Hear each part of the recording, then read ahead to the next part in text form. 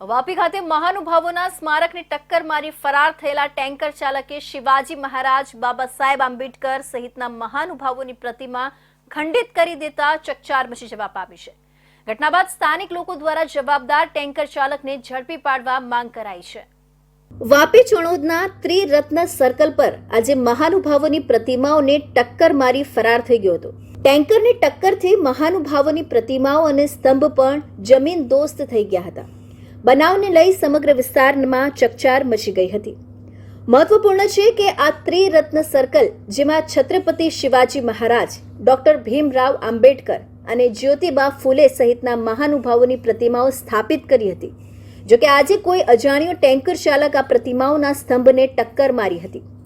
આથી આસપાસના લોકો સ્થળ પર એકઠા થયા હતા અને બનાવની જાણ થતાં દલિત સમાજના અનેક અગ્રણી પણ સ્થળ પર પહોંચ્યા હતા। આ અગાઉ પણ એક વખત આ પ્રતિમાઓને વાહને ટક્કર મારતા મોટી બબાલ થઈ હતી અને ફરી એક વખત આવી ઘટના બનતા લોકો રોષે ભરાયા હતા। એકઠા થયેલા લોકો અને અગ્રણીઓએ આ મામલે ફરાર ટ્રક ચાલકને ઝડપી કાયદેસરની કાર્યવાહી કરવા માંગ કરી હતી।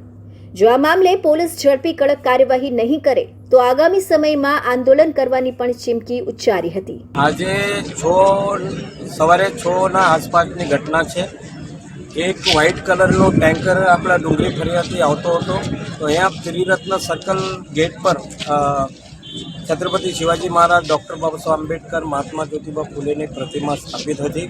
અગાઉ પણ આ પ્રતિમાને કોઈ જાતિવાદી ટ્રકથી પાડ્યું હતું। આજે બી અમને એવું શંકા લાગે કે એ ટ્રકવાળા, વ્હાઇટ ટેન્કરવાળા એ પાડીને જતા હતા। તો અમારા એક માણસ, એક કોરો હતો અહીંયા, એ આખો દેખી એને જોઈ છે, એને કે ઓમ રમેશ ચૌહાણ કરીને એ દોડતા આવ્યા તો એ પાડીને નીકળી ગયા છે। તો અમે ફરિયાદ જીઆઈડીસી પોલીસ સ્ટેશનમાં આપી છે। પોલીસ ઘટના બાદ સીસીટીવી સહિતના સર્વેલન્સની મદદથી પ્રતિમાઓને ખંડિત કરનાર ટેન્કર ચાલકને ઝડપી પાડવા તપાસ શરૂ કરી છે। તો પોલીસ એ પણ જાણવાનો પ્રયાસ કરી રહી છે કે આ ઘટના માત્ર અકસ્માત છે કે પછી કોઈ સાજિશ રચીને ઇરાદાપૂર્વક બનેલી ઘટના તો નથી। એ પણ હાલ તપાસ કરાઈ રહી છે।